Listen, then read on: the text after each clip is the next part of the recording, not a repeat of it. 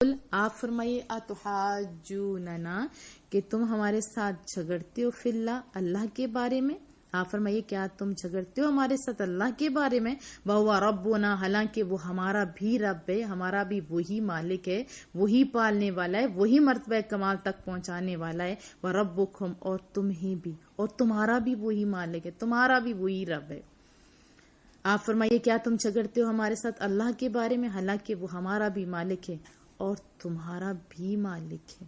یعنی مشترکہ بات کی طرف ہو, مشترکہ بات کی طرف کیوں نہیں آتے ہو؟ اب مشرکین کے جھگڑوں کو ختم کرنے کے لیے رب العالمین اپنے نبی محترم کو حکم دے رہے کہ تم ہم سے اللہ کی توحید, اخلاص, اطاعت کے وغیرہ کے بارے میں کیوں جھگڑتے ہو؟ وہ ہمارا بھی مالک ہے, وہی تمہارا بھی مالک ہے. آؤ اس بات کی طرف جو مشترکہ ہے. اور مائنڈ کتنا خوبصورت بنایا گیا. پچھلی آیات میں کیا فرمایا؟ توحید والے کون سے ہیں؟ لا نفرق بین احد منہم, جو تمام انبیاء کو پر ایمان لاتے ہیں اور کسی میں فرق نہیں کرتے. پھر صحابہ کو ایز اے رول ماڈل ہمیں بتایا گیا کہ اصل توحید والے وہ ہیں. آپ بھی دعویٰ توحید کا کرتے ہو لیکن حقیقی توحید والے کون ہیں؟ صحابہ کرام اجمعین.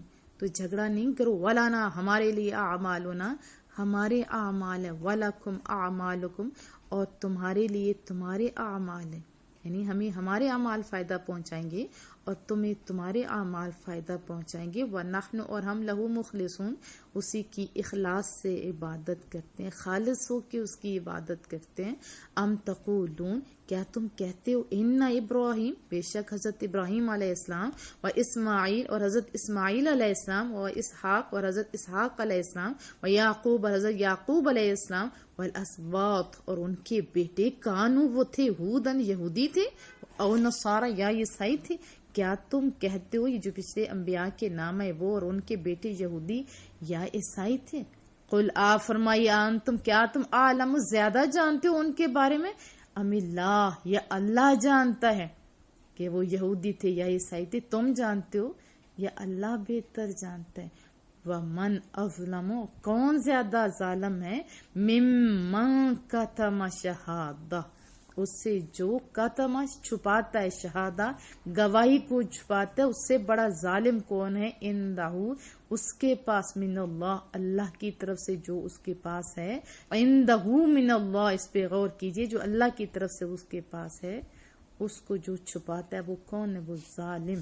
وَمَا اللَّهُ اور نہیں ہے اللہ, بغافل بے خبر, اور نہیں ہے اللہ تعالیٰ بے خبر, عما اس سے جو تعملون جو تم کر رہے ہو نا, اللہ اس سے بے خبر نہیں ہے, اللہ جانتا ہے. تل کا وہ امہ ایک امت قد خلت گزر چکی, کون سی؟ جو پیچھے انبیاء کرام کی بات ہوئی یا تمام انبیاء کی, وہ ایک امت تھی جو گزر گئی, قد خلت گزر چکی, لا اسی کے لیے یا اس کے لیے, ماں کا سبق جو اس نے کمایا یعنی جو نیکیاں انہوں نے کمائی وہ ان کے لیے, والکم اور تمہارے لیے وہی نیکیاں, ماں کا سبق تم جو تم نے کمائی ہیں. انہوں نے تو نیک اعمال جو کیے وہ تو ان کے لیے تھے نا. آپ جب کچھ کرو گے تو آپ کے حصے میں آئے گا, خالی تعلق سے تو کوئی بات نہیں بنتی. ولا تسألون اور تم سے نہیں پوچھا جائے گا, عما اس سے جو کانو یعملون وہ کیا کرتے تھے. وہ ایک امت تھی جو گزر چکی, اسے ملے گا جو اس نے کمایا اور تمہیں ملے گا جو تم نے کمایا, اور تم سے نہ پوچھا جائے گا اس سے جو وہ کیا کرتے تھے. اسی طرح سورہ انعام میں آتا ہے اتحاجونی فی اللہ کیا تم جھگڑتے ہو مجھ سے اللہ کے بارے میں, وقد ہدان حالانکہ اس نے ہدایت دی ہے ہمیں. پھر اسی طرح سورہ آل عمران میں آتا ہے فَإِنْ حَاجُّوكَ فَقُلْ أَسْلَمْتُ وَجْهِيَ لِلَّهِ وَمَنِ اتَّبَعَنِ. پھر اگر اب بھی جھگڑا کرے نا آپ سے تو آپ کہہ دیجئے کہ میں نے تو جھکا دیا اپنا سر اللہ کے سامنے, اور جنہوں نے میری پیروی کی انہوں نے بھی اپنا سر جھکا دیا ہے اللہ کے سامنے. اسی طرح سورہ بقرہ میں بھی آیا الم تر الی الذی حاج ابراہیم فی ربہ, کیا نہ دیکھا آپ نے حبیب محترم اس سے جس نے جھگڑا کیا حضرت ابراہیم علیہ السلام سے ان کے رب کے بارے میں. یہ جو ابراہیم علیہ السلام کے پیروکار ہونے کا دعویٰ کر رہے ہیں یہ ایسے ہی لوگ ادھر بھی موجود تھے, وہ ڈائریکٹ حضرت ابراہیم علیہ السلام سے انہوں نے جھگڑا کیا تھا. فی ربی ان کے رب کے بارے میں, ان عطاہ اللہ الملک اس وجہ سے کہ دی تھی اس سے اللہ نے کیا ملک، بادشاہی دی تھی، عزت دی تھی، حکومت دی تھی، اور جھگڑالو لوگوں سے یہ بات کہہ کے جان چھڑا دو کہ تمہیں تمہارے اعمال، ہمیں ہمارے اعمال، بس تم الگ ہو جو، اللہ بہتر جانتا ہے کون صحیح ہے کون غلط ہے، کیوں ایسے کام کرتے ہو جس کا تمہارے ساتھ تعلق نہیں، فیصلہ تو اللہ نے کرنا ہے۔ اور پھر جو ان کا مین جھگڑا تھا، یہودی کہتے تھے حضرت ابراہیم علیہ السلام ہمارے ہیں، یعنی وہ یہودی تھے، اسی طرح نصرانی کہتے تھے کہ وہ نصرانی تھے۔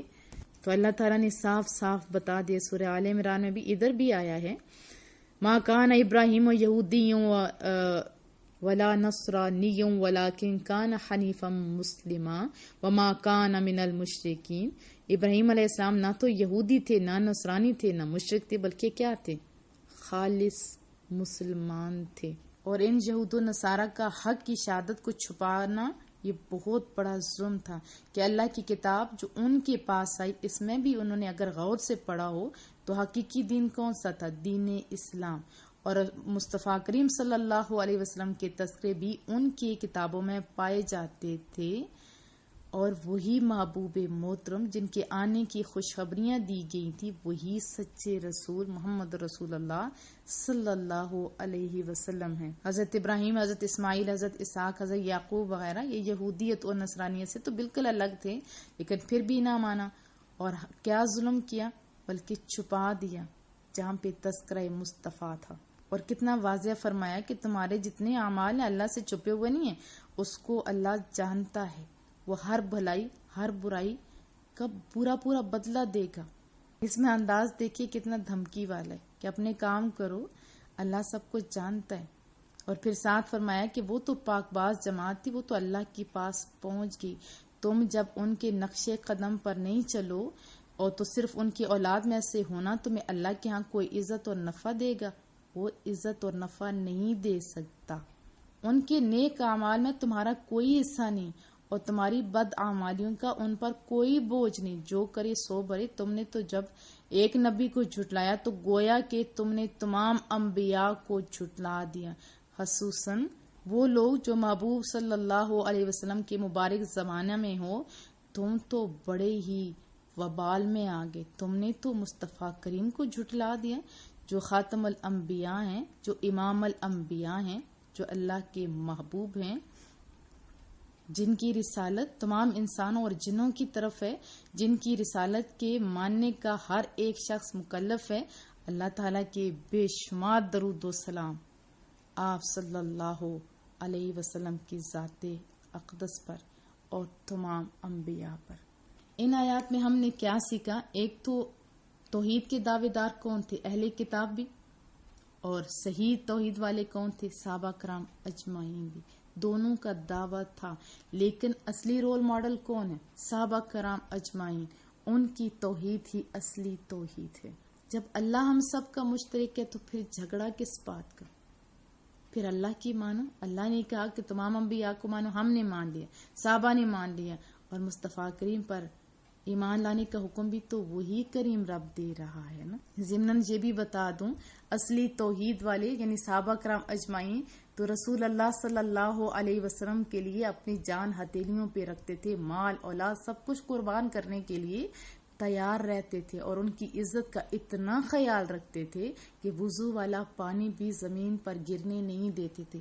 اہل کتاب تم دیکھو ان جیسے کیسے ہو سکتے ہو؟ تم تو میرے محبوب کا نام آتے ہی منہ موڑ لیتے ہو، الٹا جھگڑنا شروع کر دیتے ہو۔ تو یہاں پہ کیا جھگڑا چھوڑو، او اللہ کی طرف ہو، او ناراضگیوں کو چھوڑو، اللہ کی طرف ہو، اللہ کے دین کی طرف ہو، جو تمام انبیاء کا دین تھا۔ سارے دین میرے رب ہی کی تھے، اور اصل کیا تھی؟ وہ سارے اسلام ہی تھے۔ انبیاء الگ الگ آئے، لیکن ان کا کام ایک تھا، اور سارے کے سارے عبادت اللہ ہی کی کیا کرتے تھے، اللہ ہی کی طرف وہ بلایا کرتے تھے، خالص ہو کے، ملاوٹ والے نے خالص ہو کے، جیسے پیچھے ہم نے پڑھا صبغۃ اللہ، اللہ کے رنگ، اللہ کا رنگ ہی اصل اور خوبصورت رنگ ہے۔ ہم لوگ تو اس وائٹ اور بلیک کے چکر میں پڑے ہوئے ہیں، جن پہ اللہ کا رنگ چڑھ جاتا ہے نا۔ پھر حضرت بلال حبشی، جن کے نقوش بھی اتنے اچھے نہیں تھے، لیکن وہ اللہ کو پیارے تھے، کیوں؟ کیونکہ وہ اللہ اور اس کے رسول کے پیارے تھے، اللہ اور اس کے رسول کے پسندیدہ تھے، ان پہ اللہ اور اس کا رنگ چڑھا ہوا تھا، وہ رسول اللہ سے پیار کرنے والے تھے، وہ رسول اللہ صلی اللہ علیہ وسلم کے نقشے قدم پر چلنے والے تھے۔ پھر جب اللہ نے رنگ چڑھایا نا اپنا، پھر عزت کے لیے کون دوڑے۔ جب ضمن ایک بات سنا دوں، آپ کا ایمان تازہ ہوگا، جب حضرت بلال مصطفیٰ کریم صلی اللہ علیہ وسلم کے دنیا سے پردہ فرمانے کے بعد مدینہ چھوڑ گئے، پھر خواب میں مصطفیٰ کریم صلی اللہ علیہ وسلم آئے تو وہ دوڑے دوڑے مدینہ طیبہ کی طرف جب آئے تو دور سے دیکھا حضرت عمر نے کہ حضرت بلال آ رہے ہیں، تو وقت کا حکمران تھا، سورج ان کے ملک میں غروب نہیں ہوتا تھا، مطلب اتنی وسیع مملکت تھی، لیکن دوڑے کون آ رہے ہیں؟ آقا بلال آ رہے ہیں، حضرت بلال آ رہے، اتنی عزتوں کے ساتھ دوڑے۔ وہ عزت کیوں ملی؟ کیونکہ ان پہ اللہ کا رنگ چڑھا ہوا تھا۔ اور حضرت عمر میں یہ عاجزی کیوں تھی؟ کیونکہ ان پہ اللہ کا رنگ چڑھا ہوا تھا، اور جو اللہ کے رنگ میں رنگ جاتے ہیں نا، ان میں غرور نہیں آتا۔ ہاں اللہ عزتیں ضرور دیتا ہے، اور رنگ چڑھانے کے لیے پھر پہلے ستھرا ہونا پڑتا ہے۔ آپ خود کو تو ذرا دیکھیے، کبھی گھر کی طرف دیکھیے، آپ کے دیواروں کے اوپر جب دوسرا کلر چینج کرنا ہوتا ہے تو پہلے سارے کا سارا رنگ پچھلا ختم کیا جاتا ہے، پھر جا کے اصلی رنگ چڑھایا جاتا ہے، تب اصلی رنگ آتا ہے۔ جو اللہ سے پیار کرنے والے ہیں نا، وہ ساری برائیوں کو یک دم ختم کر دیتے ہیں۔ جو سچے عاشق ہوتے ہیں نا اللہ اور اس کے رسول کے، وہ ایک ایک کر کے برائی نہیں، وہ یک دم ساری برائیوں سے ہاتھ دھو بیٹھتے ہیں، ساری برائیوں کو چھوڑ دیتے ہیں، اور پھر اپنے اوپر کیا کرتے ہیں؟ اللہ کا رنگ، وہ پھر ان کے اوپر اللہ چڑھا دیتا ہے، اور اصلی لبادہ اوڑھ لیتے ہیں، توحید والا، مصطفیٰ کریم والا، صحابہ کرام اجمعین والا۔ پھر اللہ دنیا میں بھی عزت دیتا ہے اور آخرت میں۔ ایک اور بھی بات ساتھ بتا دوں، ہم تو کہتے ہیں کہ اس کے نور اس سے بندے کے چہرے پہ آیا جس کا رنگ وائٹ ہے، نہیں، ایسا نہیں ہوتا۔ نور والے تو جیسے حضرت بلال کا میں نے تذکرہ کیا، نور کی تو ایک خاص پہچان بھی ہوتی ہے جس کو اللہ کا رنگ کہتے ہیں، جن کو دیکھ کے اللہ یاد آتا ہے نا، وہ اللہ کے رنگ میں رنگے ہوئے ہوتے ہیں، وہی خوبصورت رنگ والے ہوتے ہیں۔ اور ایک اور بات جو وہ کہتے تھے کہ یہودی کہتے تھے کہ حضرت ابراہیم علیہ السلام ہمارے حضرت عیسیٰ علیہ السلام کے ماننے والے کہتے تھے کہ جو عیسائی تھے وہ اور نصارہ، ان ساروں کا کیا کیا دعویٰ تھا؟ ہر کوئی خود کو حق پرست کہتا تھا، ایک دوسرے کے ساتھ لڑ رہے تھے۔ تو جو اسلام والے لوگ ہوتے ہیں نا، وہ لڑتے نہیں، ان کے اوپر جو رنگ چڑھا ہوتا ہے نا، محبتوں کا رنگ، اللہ کا رنگ، جیسے صحابہ کرام اجمعین کا بتایا گیا کہ وہ آپس میں بڑے مہربان ہوتے ہیں، بڑے ایک دوسرے کے خیال رکھنے والے ہوتے ہیں، لڑنے والے نہیں ہوتے۔ تم تو آپس میں لڑ رہے ہو۔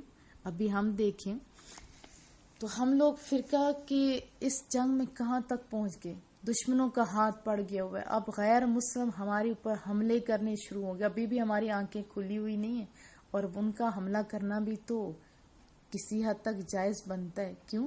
وہ ہے نا، میرے گھر کی کچی دیوار کیا گری، لوگوں نے رستہ بنا لیا۔ ہم اپنی دیواریں مضبوط کریں گے تو تبھی ہم اپنی تحفظ کے لیے کچھ کر سکیں گے نا۔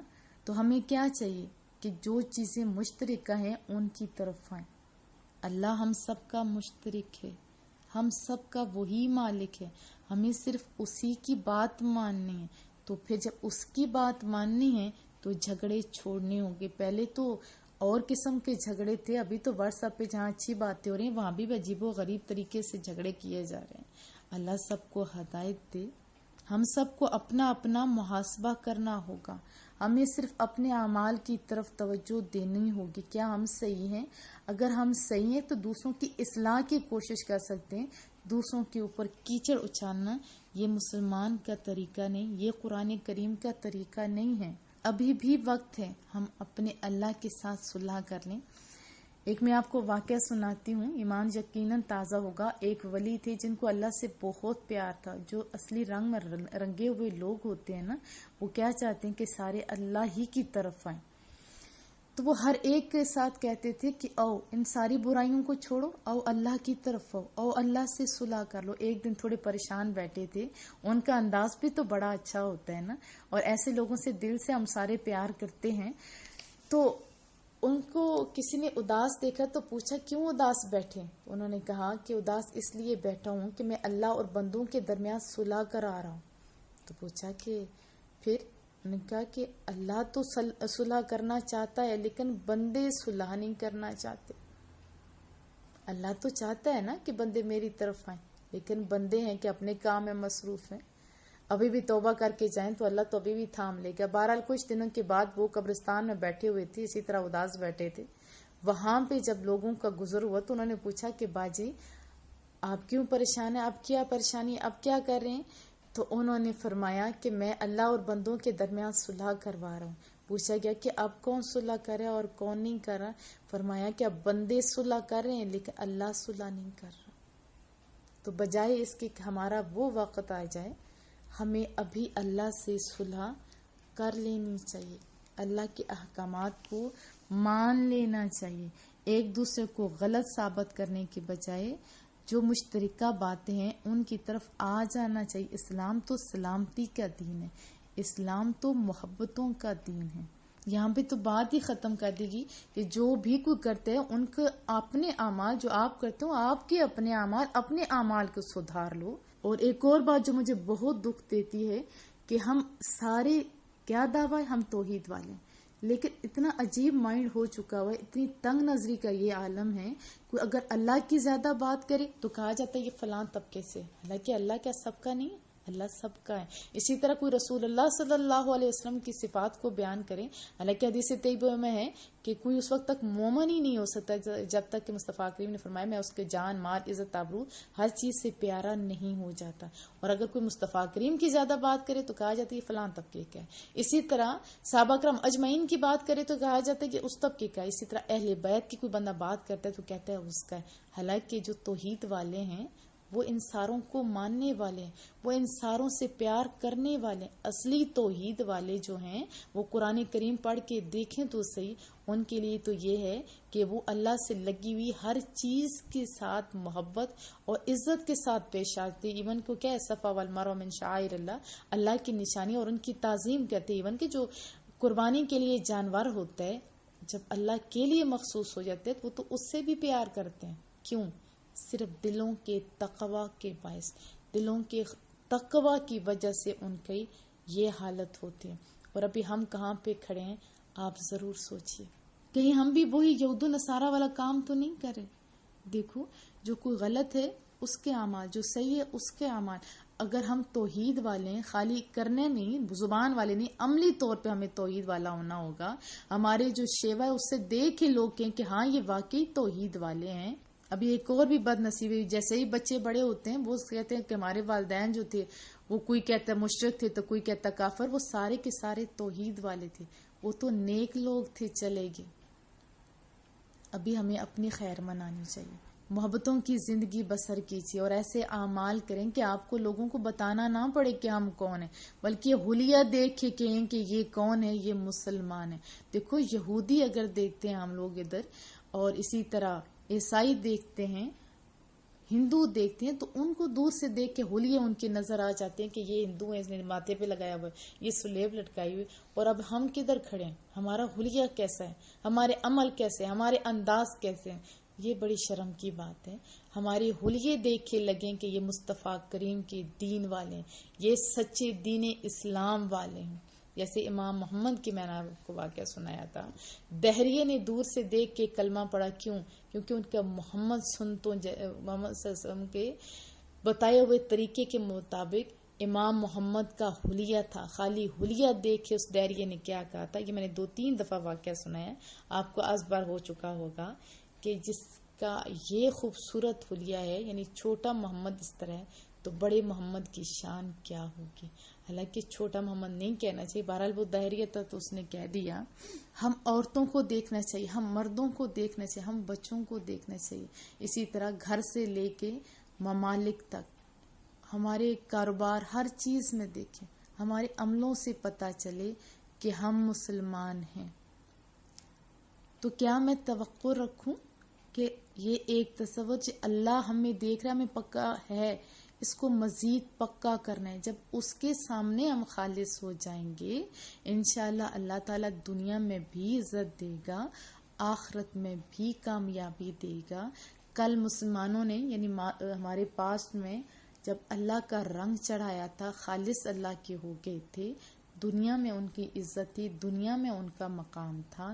ہمارا مقام کیوں گرتا جا رہا ہے یہ بھی سوچنا ہے، اور پھر اس مقام تک بلکہ اس سے بہتر جو کام کرنے ہیں، تاکہ ہم اپنا جو اوپر لیبل لگوا چکے ہیں نا غلط کاموں کا، وہ بھی ہم نے اتارنا ہے اور لوگوں کو بتانا ہے ہم اللہ سے ڈرنے والے، مصطفیٰ کریم صلی اللہ علیہ وسلم کے بتائے ہوئے طریقے پہ چلنے والے، آپس میں محبت کرنے والے، قرآن کریم والے لوگ ہیں۔ کیا میں توقع رکھوں؟ انشاءاللہ بولیں، اتنا اچھا انشاءاللہ بولیں کہ شیطان بھاگ جائے کہ یہ تو اب جاگ گئے ہیں، یہ اب میرے قابو سے باہر ہو گئے۔ اپنا محاسبہ ضرور کیجیے۔ پورا پارا آپ نے پڑھ لیا، اللہ آپ کے لیے آسانیاں پیدا کرے۔ کریم رب سے دعا ہے کسی طرح ہم سورہ ناس تک پورا سنیں بھی اور اپنے آپ کو قیامت تک کے لیے سرخرو کر لیں۔